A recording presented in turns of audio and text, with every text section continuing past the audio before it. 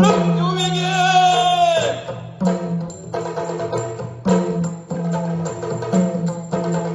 ಮೃತ್ಯುವಿಗಿಂತ ಮೃತ್ಯು ಅವರ ವಸ್ತುವನ್ನು ಗಳಿಸಬಲ್ಲದೆ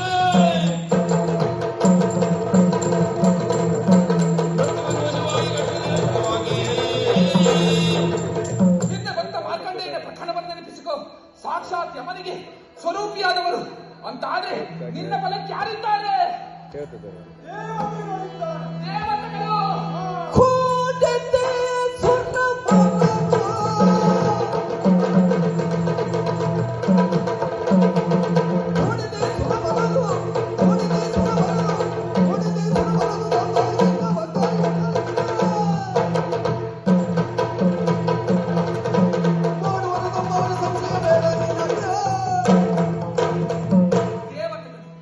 ನಿನ್ನ ಸಂಗಡದಲ್ಲಿ ದೇವತೆಗಳು.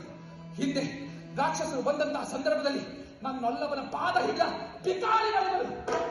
ಕೇಳಿರಿ, ಹೆಣ್ಣಿಗಾದಂತಹ ನೋವನ್ನು ಯಾರು ನೋಡಿದ್ದಾರೆ ಅವರ ಕಣ್ಣುಗಳನ್ನೇ ಕಿತ್ತು, ಹೆಣ್ಣಿಗಾದಂತಹ ನೋವನ್ನು ಯಾರು ಕೈ ತಟ್ಟಿ ನಕ್ಕಿದ್ದಾರೆ ಅವರ ಕೈಗಳನ್ನು ಕಡಿದು ನಕ್ಕಿದ್ದಾರೆ, ಅವರ ಹಲ್ಲುಗಳನ್ನು ಕೀಳ್ತಾರೆ. ಎಚ್ಚರ ಎಚ್ಚರ ಎಚ್ಚರ. ಯಾರು ಶಿವನ ಹೆಂಡತಿ ಶಿವೆ ಎನ್ನುವುದಾಗಿ ಹೇಳುವುದಿಲ್ಲ. ಮತ್ತೆ ದಕ್ಷನ ಮಗಳು ದಾಕ್ಷಾಯಣಿ. ಸಾಕು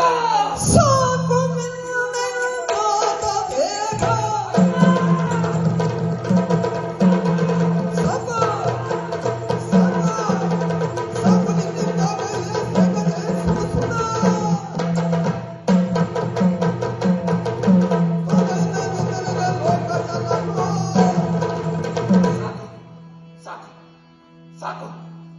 ದಕ್ಷನ ಮಗಳು ದಾಕ್ಷಾಯಿಣಿ ಎನ್ನುವ ಪಟ್ಟಣೆ ಸಾಕು. ಕೇಳಿರಿ, ಲೋಕಮುಖಕ್ಕೆ ಶಿವನ ಸತಿ ದಾಕ್ಷಾಯಿಣಿ ಎನ್ನುವಂಥದ್ದು ಕರೆಯಿರಿ. ಇಲ್ಲ, ಇನ್ನು ಜೀವನ ಸಾಕು, ಬದುಕು ಸಾಕು, ಎಲ್ಲವೂ ಸಾಕು. ಅದು ತೋರುತ್ತಿರುವ ಅಗ್ನಿಯಲ್ಲಿ ನನ್ನನ್ನು ನಾನು ದಹಿಸಿಕೊಳ್ತೇನೆ.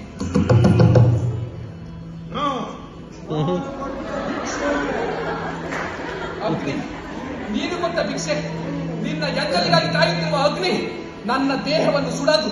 ನೆನಪಿಟ್ಟುಕೋ, ಶಿವನ ಸತಿ ದಾಕ್ಷಾಯಿಣಿ ನಾನು ಅಂತಾದ್ರೆ ನನ್ನಲ್ಲಿ ಯೋಗಾಗ್ನಿ ಉಂಟು. ಯೋಗಾಗ್ನಿ ದಹಿಸಿಕೊಡ್ತೇನೆ. ಏನೊಂದ ಯೋಗಾಗ್ನಿಯಲಿ ಪಾವಕನನು ನಿಜಾಂಗದಿ ಧರಿಸಿ ಪ್ರಭು ಪರಮೇಶ್ವರ. ಎನ್ನುತ್ತ ಯೋಗಾಗ್ನಿಯಲಿ ಪಾವಕನನು ನಿಜಾಂಗದಿ ಧರಿಸಿ ಪರಮೇಶ್ವರ, ಮುಂದೊಂದು ಜನ್ಮದಲ್ಲಿ ನಿನ್ನನ್ನೇ ಕೂಡುತ್ತೇನೆ. ಓಂ ನಮಃ ಶಿವಾಯ. ಓಂ ನಮಃ ಶಿವಾಯ. ಪಾವಕನನು ನಿಜಾಂಗದಿ ಧರಿಸಿ ಶಿವಾಯ. ಓಂ ನಮಃ ಶಿವಾಯ. ಓಂ ನಮಃ ಶಿವಾಯ. ಓಂ ನಮಃ ಶಿವಾಯ.